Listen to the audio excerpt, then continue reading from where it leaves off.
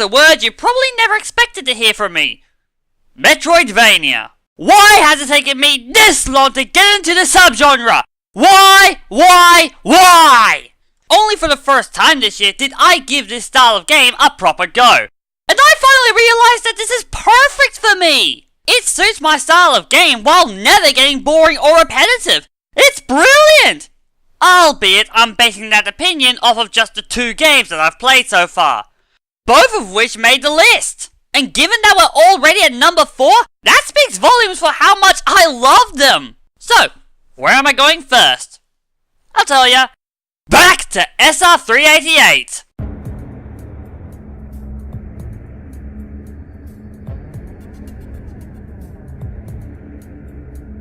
We waited long enough, Samus. Glad to see you return, and in style. Metroid Samus Returns wasn't the game I was necessarily hyped for, but I was willing to give it a go on the basis of one reason. I actually own and have played the original Game Boy version of Metroid 2 Return to Samus. Seeing that the game was being remastered for the 3DS, which was a massive surprise this year, certainly got me interested. And when I played it, it was everything I wanted in a video game. Though to call this a remaster is a big understatement. This is more or less a reimagining that doesn't stray from the original source material in any way. Yeah, there are past players that the original game will recognize, myself included, but the game in itself is so different to where it came from.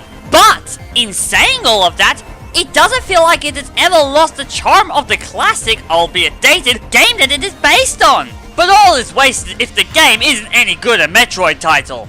And as you can expect, this is a truly amazing game! Playing as the badass bounty hunter Samus Aran, you have been tasked to eradicate SR388 of every Metroid you come across. And how you do that is just so damn good! Smooth controls and combat skills, lots of power-ups that are actual power-ups, plenty optional secrets to find, and can we not forget that the game makes full use of everything you obtain in this game? Seriously, nothing goes to waste! Every ability you unlock is needed or useful for something in some way or another. Whether it is the Spider Ball's ability to cling to walls, the Ice Beam's effectiveness against the Metroids, the Screw Attack for pretty much everything, or your brand new counter-attack ability that you can never not have. You'll be using your full arsenal to explore this planet in your mission. And while we're at it, what a place this planet is, huh? There are so many beautiful pieces of scenery and wildlife that it almost feels bad to be eliminating everything you come across. Almost. We never had this level of detail available on the Game Boy or even the Game Boy Color, and this is one surprisingly pretty planet. Definitely not the safest though. Shame. Speaking of beauty, that soundtrack. It goes through the motions. 1 minute it's ominous and mysterious, next it's menacing and threatening, then all of a sudden it's calm and tranquil, and then it's just unnerving. That's the full scale of this game's soundtrack, and it is executed to utter perfection. Although there is no denying it.